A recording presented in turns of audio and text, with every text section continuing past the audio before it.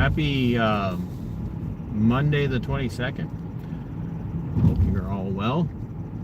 And I'm going to stall a little bit here, make a little time for the notifications to go out that MBRR Media is live. Yeah, this is MBRR Media. I'm TC, host, founder, and originator, craft services, set director, overall show producer comes to the actual work for the most part. But I do want to give a shout out to two of my biggest channel supporters who have earned the title of show producer credits.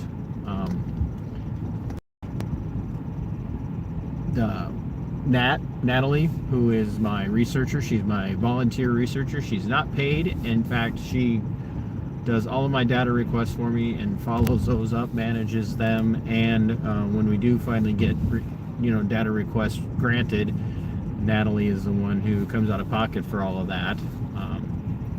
So she has definitely supported this channel in massive ways. So thank you very much to Natalie for being a show producer and my researcher, and a big shout out to the Angry Vet, to Tav, for just constantly popping in at the most unexpected times and gifting channel memberships.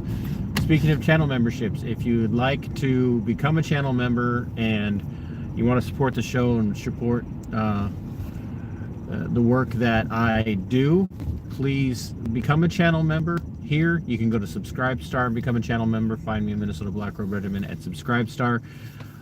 Channel memberships are great. Always looking for more people in at that show producer level. That's always wonderful. And now also, if you look at the description of the video, if you don't like to send money through Google, you don't want to go through Subscribestar, and you just want to support the show, you can hit me up at CashApp,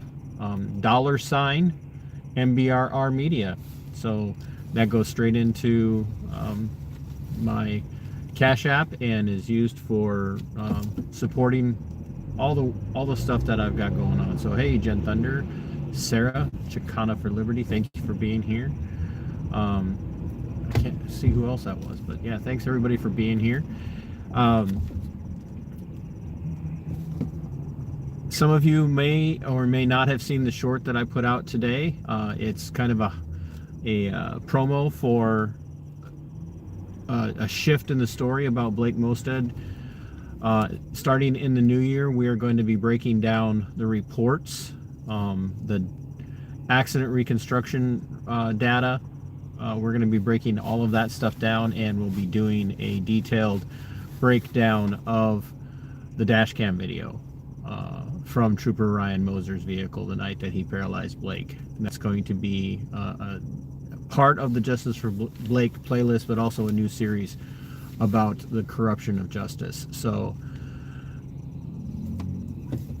and I hope that you guys will all turn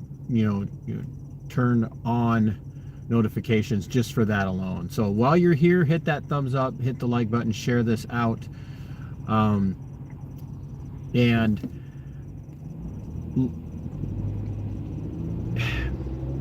this is a really important topic. So if you feel so moved to hit a super chat or a super thank you or something like that, I would be very grateful if you would do so, because this is a topic that Natalie in particular requested that I talk about, but I've had a lot of people bring it up because Terry v. Ohio, it was decided in 1968. Terry v. Ohio is probably one of the most dangerous court decisions in the history of the Supreme Court of the United States. And it is, oh, thank you, Jen Thunder, for that. Jen, you are always so kind. Everybody who tunes in and watches and hits the thumbs up is kind, but thanks for that $2, Jen. But the reality is that outside of the Marbury versus Madison case, which patriots love to quote, all the time, any law that is repugnant to the Constitution is no law at all. Everybody loves to quote that, but they don't understand the ramifications of Marbury versus Madison, and the fact that Marbury versus Madison created the judicial supremacy review out of whole cloth. It was a power that they were never intended to have, and they just absolutely created that power for themselves out of whole, like as I said, whole cloth. That's a bad decision. That's a bad opinion by the courts, and that's something that we have to understand as well. So the courts issue rulings during trials, right? They make rulings about motions and submissions and appeals for changes of venues and things like that. Those are rulings that the courts make, that the judges make. But when a court issues, like the Supreme Court, when the Supreme Court issues a ruling, it's not a ruling really. What it's issuing is an opinion. Hello, everybody that's popping in. The Supreme Court issues opinions. It doesn't issue rulings. So every decision that we read, that we hang by our fingertips on to hear, what is the Supreme Court going to decide? What are they going to do here? All they're doing is they're issuing these opinions about how this should go, based on how they interpret the Constitution and interpret the law according to their own interpretation of the Constitution. And that may sound like I'm being pedantic, I'm nitpicking, but it's absolutely the truth. So I was having a conversation with somebody earlier today on my Facebook page, and they brought up Brown versus the Board of Education that established desegregation of the schools in Little Rock, Arkansas. And that was an opinion. That was an opinion. It was a majority opinion by the court, but it has no teeth, and that's very important for people to understand. When the Supreme Court or any court, an appellate court, a district court, is overseeing an appeal or a ruling of some sort, or not a ruling, but a law that's being challenged, they're issuing opinions. And those opinions have no teeth. They're not enforceable. The only way that a court decision in an opinion is enforceable is if the executive branch, which of course law enforcement falls under the executive branch. Law enforcement is a branch of the arm of the executive government at any level. So your city police are part of the executive branch. So basically fall under the mayoral positions if you have an executive mayoral position.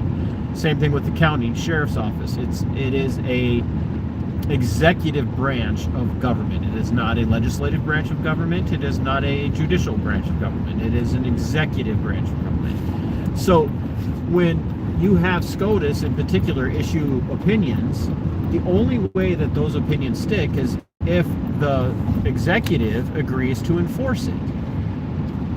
And not very often, but it has happened where executives have said, we're not going to enforce your opinion. I'd have to go back and research some situations where that has come up, but it's not often, it's not frequent. It is a rarity, an oddity, if you will.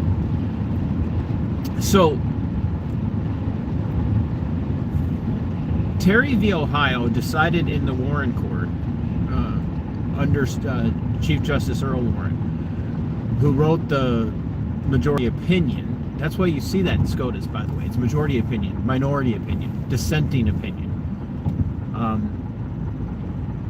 In the majority decision, Justice Earl Warren wrote the opinion stating that, and I'm paraphrasing, obviously it's a much longer story, paraphrasing that in balancing the duties of law enforcement to public safety and balancing the scope of constitutional protections and the rights and liberties and freedoms of we the people,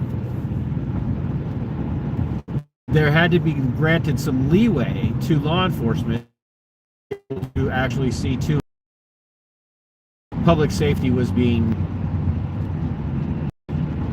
effectually protected. And the case stems from I think it was no, it might have been 1967 when it started, but in 1968, when this is challenged and it goes to the Supreme Court, Terry, the subject of the case,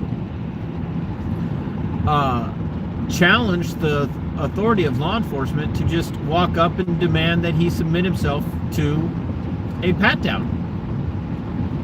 And the state of Ohio, the prosecutors and whatnot, argued that when an officer observes an individual doing something that, according to the officer's training and experience and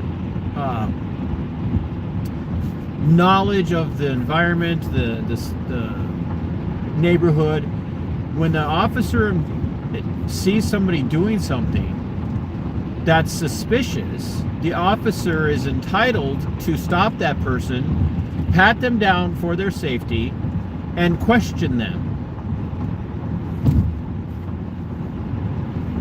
And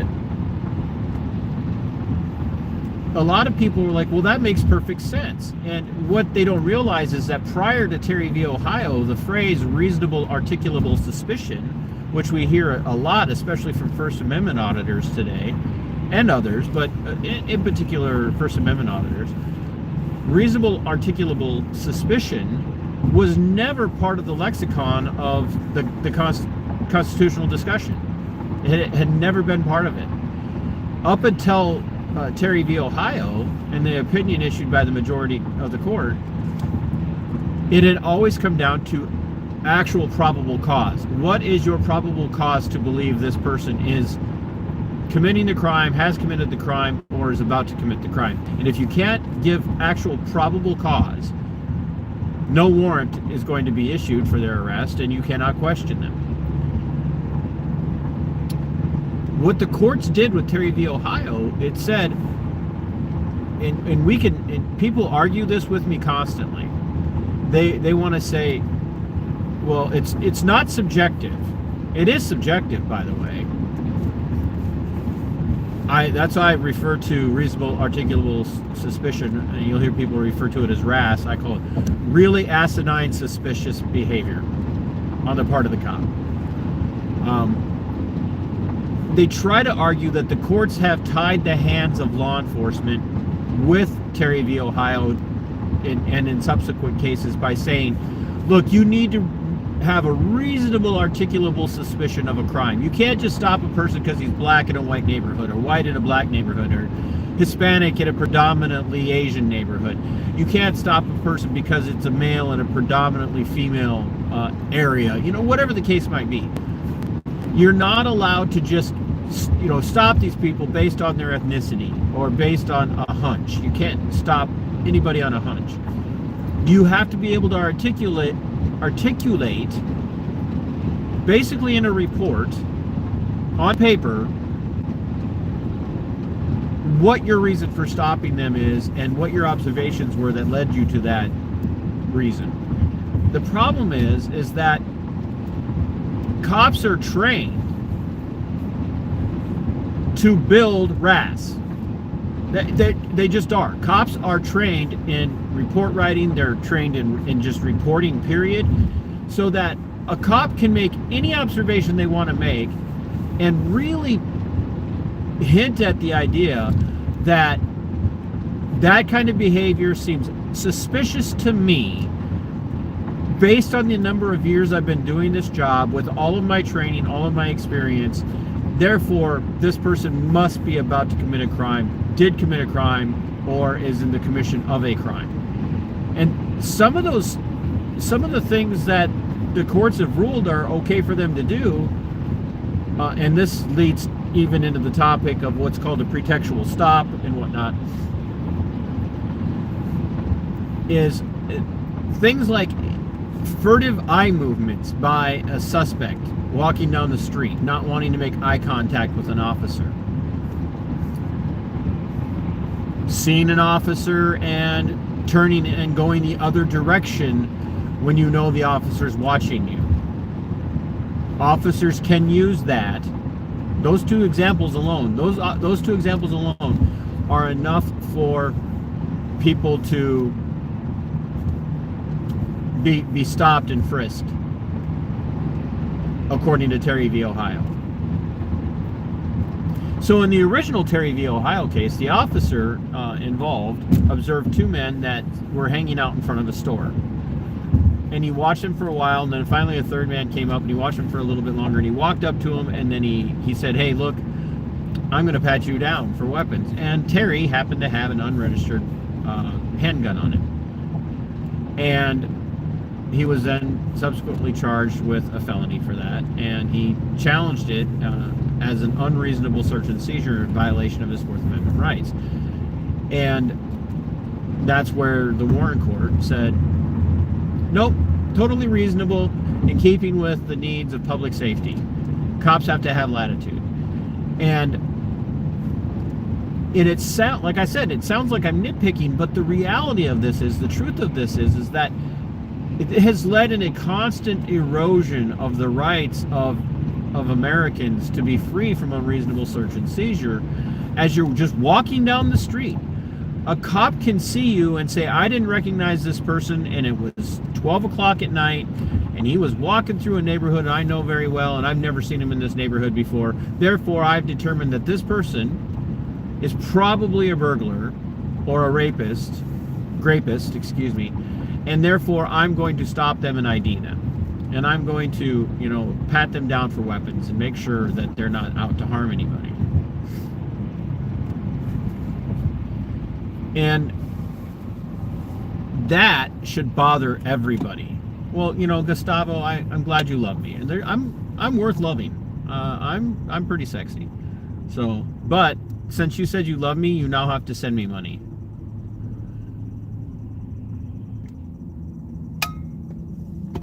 So you can't love me for free. You have to send me money. So hit that super chat, Gustavo.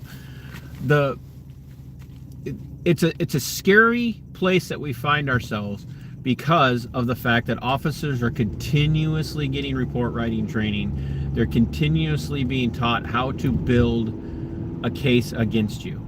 And that's why you can't be, according to the Constitution, you can't be compelled to take part in an investigation against you. And that you don't have to talk to cops. Terry v. Ohio makes you talk to cops if they suspect you of a crime. Terry v. Ohio basically means you have to prove to the cop that you are innocent. You have to prove it, because if you can't prove it to the cop, then the cop has every right in the world to take you in.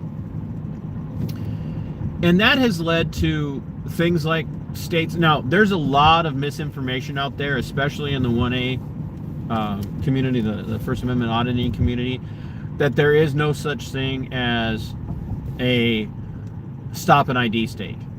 There are states that do allow cops to just stop you and demand identification based on Terry v. Ohio. All they have to do is say that I have a reasonable suspicion that you are guilty of a crime. And they don't even have to tell you what that crime might be. They don't have to tell you what they think you did. They don't have to tell you what they're investigating, how long they've been investigating it. They don't have to tell you why. They could just say, I have a reasonable, articulable suspicion that I can articulate at a later point, not to you, but at a later point, that you committed this crime. And now, because our state statutes require that you produce identification upon a lawful command from law enforcement, if you don't produce that identification, ID yourself in a way that's the officer finds appropriate, you can be arrested and charged with that, absent of any actual charge for an actual crime. Your only crime in that moment would be saying, I'm not going to identify myself. And that's why you're starting to see more and more First Amendment auditors now say, are you going to arrest me if I fail to ID? Because that really puts them on the hook. It puts the cop on the hook. They better know their state laws, which, by the way, most cops are not that well versed in their own state statutes and city ordinances. They know a smattering of a few, but they got to go do a lot of research when they're looking to charge people, and then they'll charge them with everything that looks like it might apply in a case.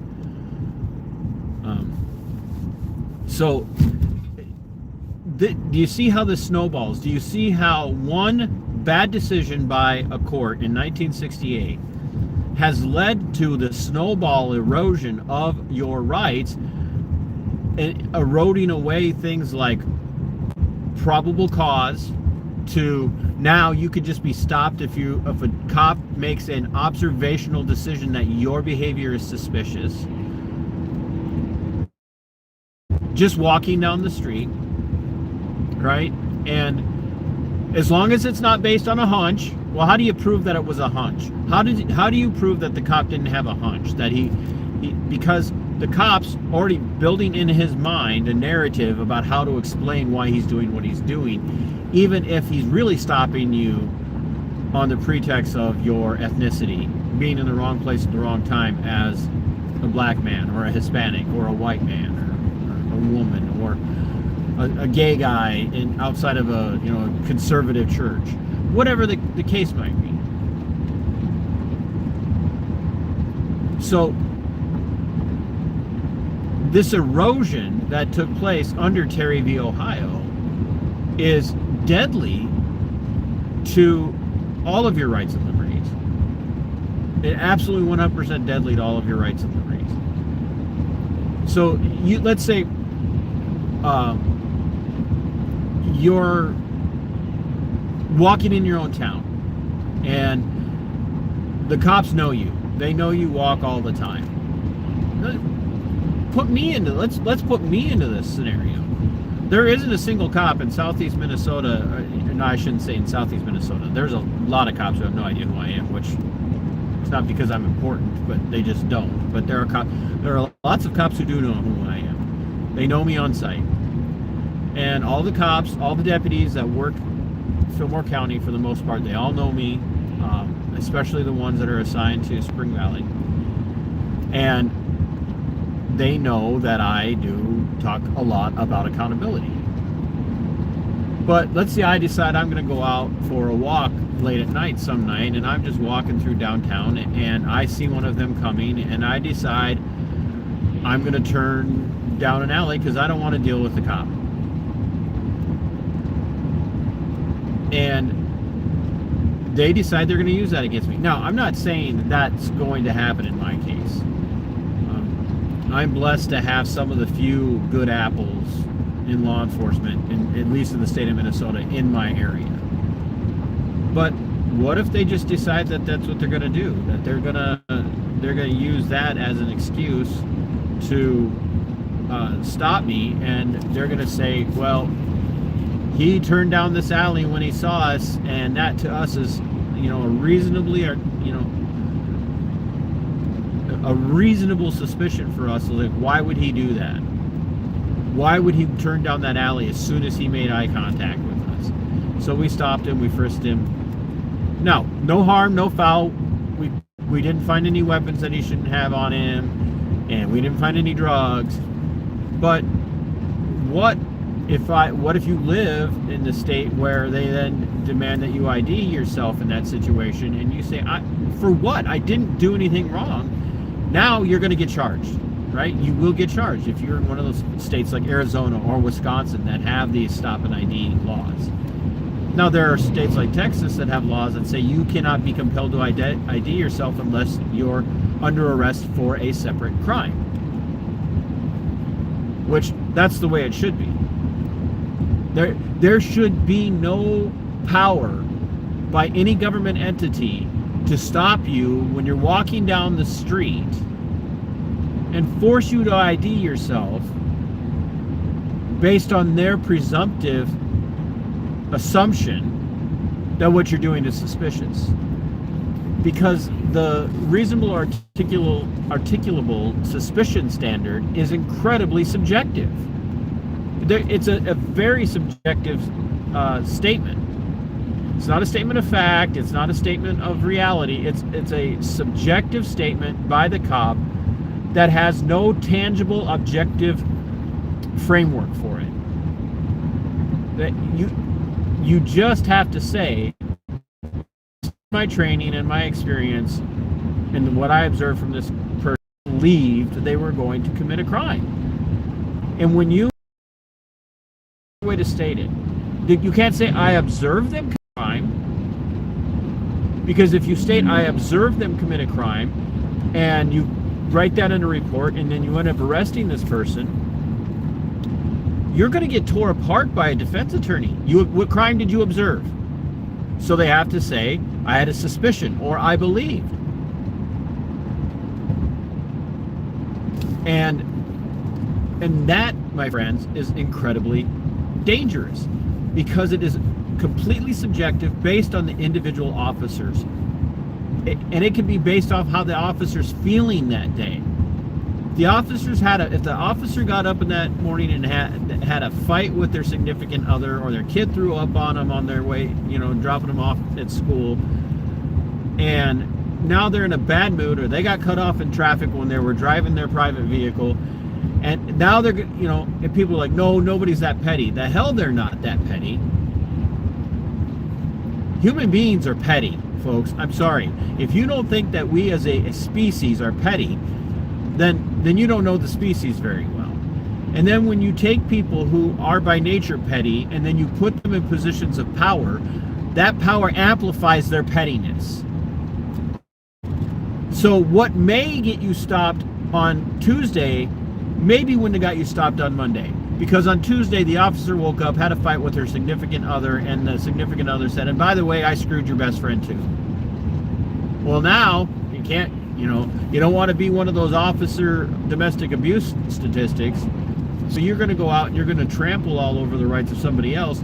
So now the person who on Monday you observe cut a little short across the intersection instead of following the crosswalk, you see him, cut a little shorter this time, same exact behavior as the day before, but now because you're in a bad mood, you're going to say this person is jaywalking, and now I have reasonable articulable suspicion that this person's about to commit other crimes because that behavior that I saw was unlawful. And when they're willing to commit an unlawful behavior or unlawful act in front of me, what else are they up to? Why did they do that in front of me? Were they trying to get away from me? Why were they trying to get away from me? You see how this unravels our constitutionally enshrined. Boy, you got some waking up to do, folks. And I was having this conversation with somebody else earlier today. Kind of knew I was going to be prepping. I was doing some internal prepping for this. And you know, drive time dialectics are not lectures for me. I'm not interviewing anybody. We're just having some free thought here about this topic. And that's why I love seeing people in the chat bring up their perspective on these things. So feel free to, chime in, folks. The reality is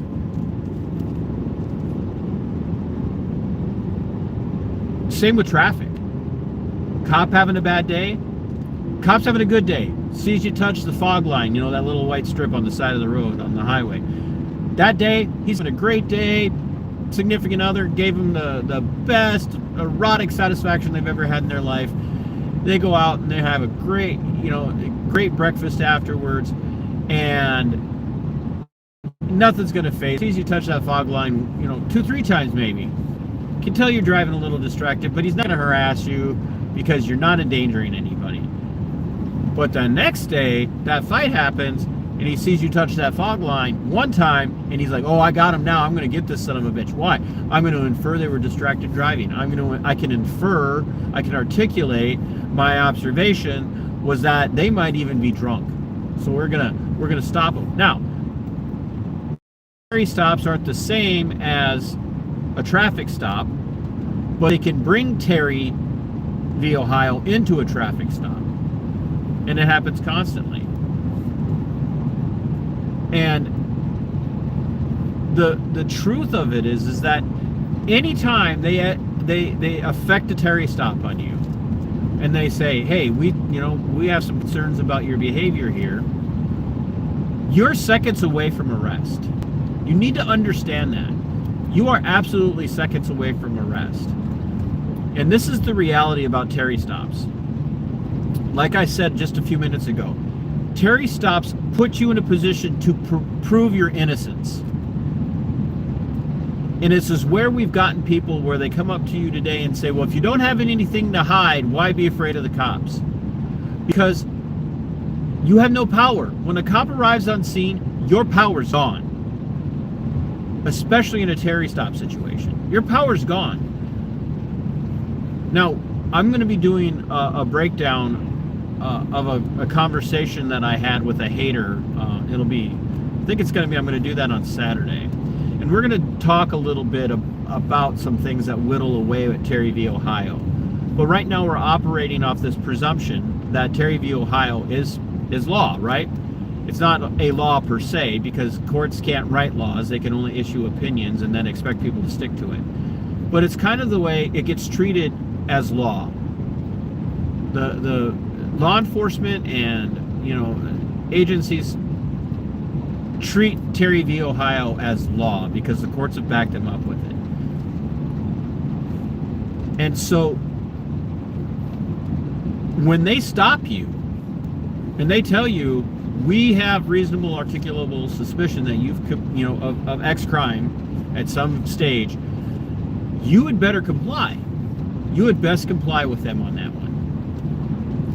Which means you'd better have a good reason to explain why you're in that neighborhood under a Terry stop. If you can't explain it, you're probably going to get arrested. You're probably going in cuffs, and you're probably going to go to jail.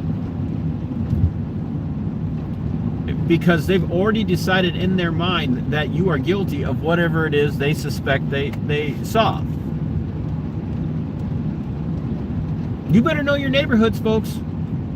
You better know where the drug houses are, and I mean not because you're frequenting them, but you better know where they are. You better know when to stay away from them. You better not be around them at certain times of the day, because all it takes is one cop having a bad day to screw your life up.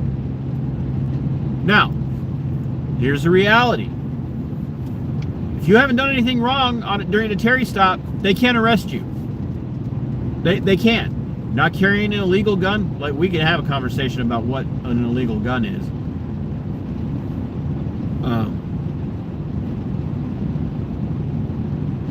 We can talk. Hey, thanks everyone. Oh, Natalie's here. Thanks, Jen. Natalie. Oh, Jerry, good to see you. Thanks. We could talk about whether or not the Constitution allows them to make any guns illegal. But if you live in a state where you're not allowed to carry a gun concealed or even in the open without a permit, you better not have a gun on you. You better not. You better not have a knife that's too long on you. If you live in a state where you're allowed to have recreational use marijuana, that's great, but it better be in its original packaging. You got a prescription drug on you? You better have it in its original prescription packaging to prove it's yours. Because they'll do it. They'll use anything they can find. And that's why I tell people, Terry v. Ohio takes away probable cause, inserts this made out of whole cloth, completely subjective standard, where the cop just gets to determine for themselves on any given day, from moment to moment, what they determine is actual reasonable articulable suspicion. It's completely subjective based on the officer and the mood of the officer, and from officer to officer to officer. Just let that sink in. There is no one standard for all officers when it comes to Terry. None. It's all completely subjective based on the inklings and the subjective views of every officer on any given day. That's it. And now you have to prove to them that you aren't guilty of the thing they suspect you of doing, and they don't have to tell you what it is that they suspect you were doing. Which is why everybody who knows me knows, what do I say when you're interacting with cops? Shut up. Shut up. Don't tell them where you were. Don't tell them where you're going. Don't tell them where you live. Don't tell them. Like, I want you to understand. And Terry, they have created the means by which they force you to prove your innocence. But that doesn't mean that you talk to them. Officer walks up and says, "Hey, I'm officer friendly and I observed your behavior. It makes me suspicious that you're involved in a crime. I'm going to pat you down for my own safety." And when they ask you, "Do you have anything on you that I need to know about?" Shut up. You don't answer questions. I don't answer questions. I don't consent to searches. Doesn't mean they're not going to search you, but you want that on the record. I do not consent to any searches of my persons, my property, or my papers or effects. When they tell you that they want you to ID yourself, ask, is this a stop and ID state? See, you don't answer questions and you don't volunteer information. You only ask questions. You only ask questions and you assert your rights. That's it. But so when I say don't talk to cops, what I'm saying is you don't answer any questions like what your itinerary is for the day. You don't, whether or not you had anything to drink. I mean, you can get a petty cop. You could be walking home from the bar. He can stop you, and maybe he wouldn't stop anybody else, but because he decided he doesn't like the looks of you, he could get you for public intoxication on a Terry stop.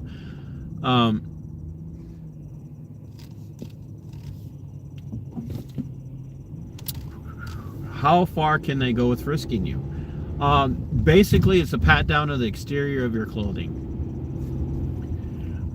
Unless, oh, thank you, Jerry. Thank you so much for that. Thank you. That's 2 super chats today, and that's absolutely wonderful. I just cannot thank you guys enough.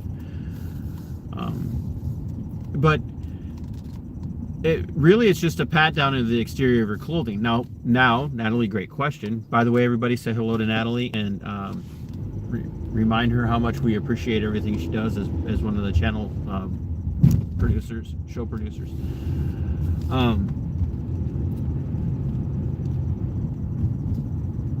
The reality is that once they feel something that they suspect might be a weapon, they can go in that pocket and they can take it out. And that, again, is incredibly troublesome. It's very, very troublesome. That's the kind of power that they have. And it whittles away at so much. And they could get it out and find out it's just your, a cell phone. But it gives them cause to go into that pocket and find out what it is for their safety. Right? And there again, once they start asking questions, you shut up. You do not answer their questions. You do not give them any information whatsoever until they tell you, if you don't give me your name or you don't give me your ID, you're going to jail. And then you ask the question. If I understand you correctly, Officer so-and-so, Deputy so-and-so, Agent so-and-so, if I do not give you what you're asking for, I will be arrested. You make that very, very, very clear. You make sure that they articulate that. Even if you know your state is not a stop and ID state, you get them on the record saying that. And then you comply, unless you're willing to go to jail and fight on that one. And that's a decision that you might have to make from moment to moment. One day, maybe you are willing to take the chance and get arrested and go. So, like, I live, in Minnesota. Minnesota is not technically a stop and ID state. So even if a cop sees me and he can't really articulate, he can't just demand ID, but he can still affect a Terry stop.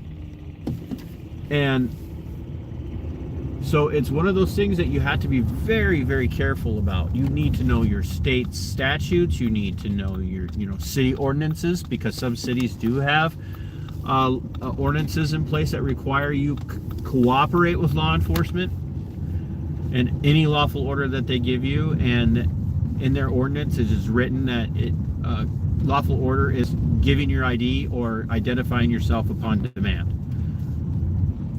Now, some of those need to be challenged because cops just walk up to somebody, they don't like something they're doing, they're saying, hey, we have an ordinance in town that says you have to produce identification or give your name and date of birth to us when we approach you, and they use that to shut people down.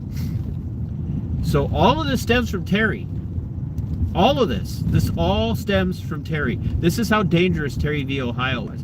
It has not had an effect of safety on the communities of the United States. It has not made the United States one shred of one bit of one iota of one nucleus of an atom. It hasn't impacted safety in a positive way at all for the United States. All it's done is erode the Fourth Amendment away. All it's done is created a loophole for law enforcement to get around your rights. And it has also created generations now, 3 generations now of law enforcement who are skilled at fabricating what their reasonable articulable suspicion is. Remember, I call it, really asinine subjectivity. So we need to really start to dig into Terry. Can you not drive and cast at the same time? That's my decision, and I appreciate your concern, but hey,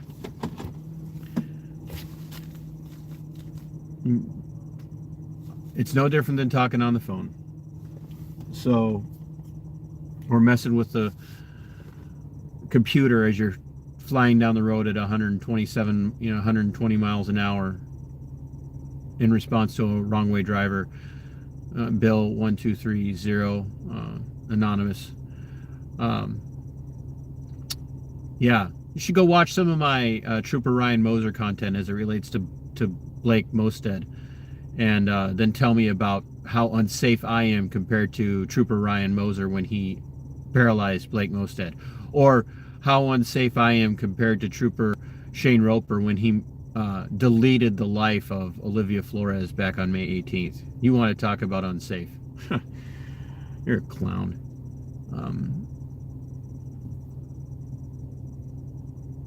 Yeah, you want to talk about me. I'm hands-free, exactly. Hey, Mercedes is here. Thanks for that. Everybody, thanks for being here. Even the people who don't like it when I drive and chat.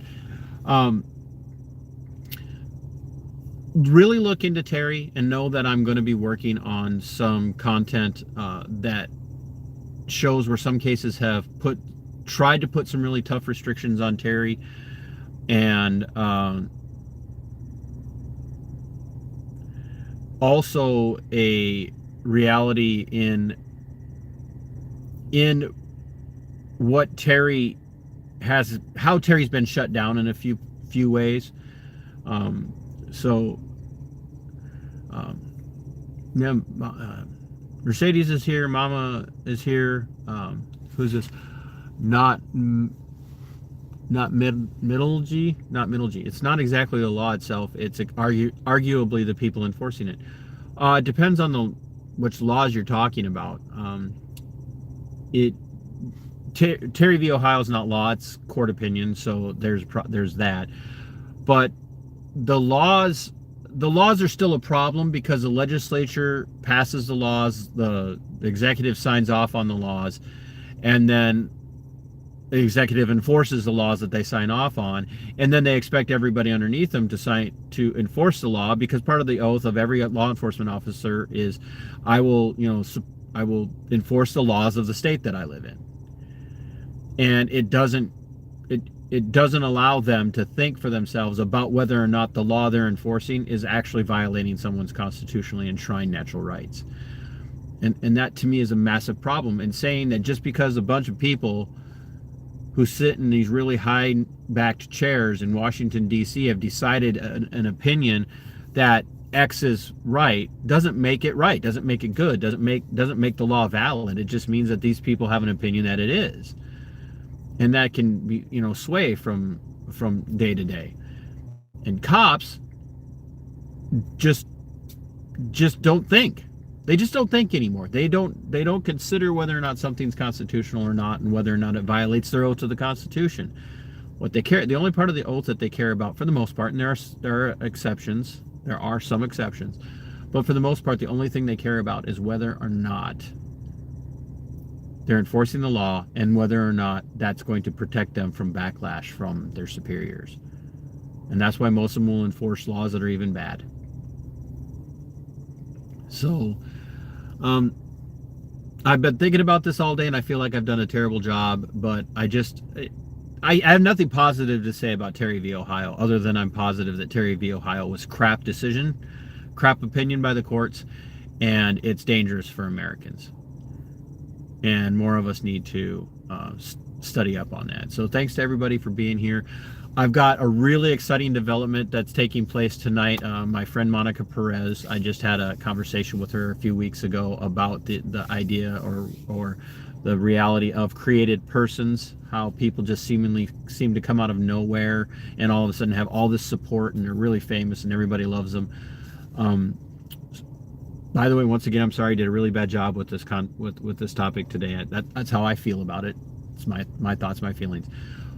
But Monica reached out to me today, and I am going to be doing a very rare appearance at night on a panel with the Union of the Unwanted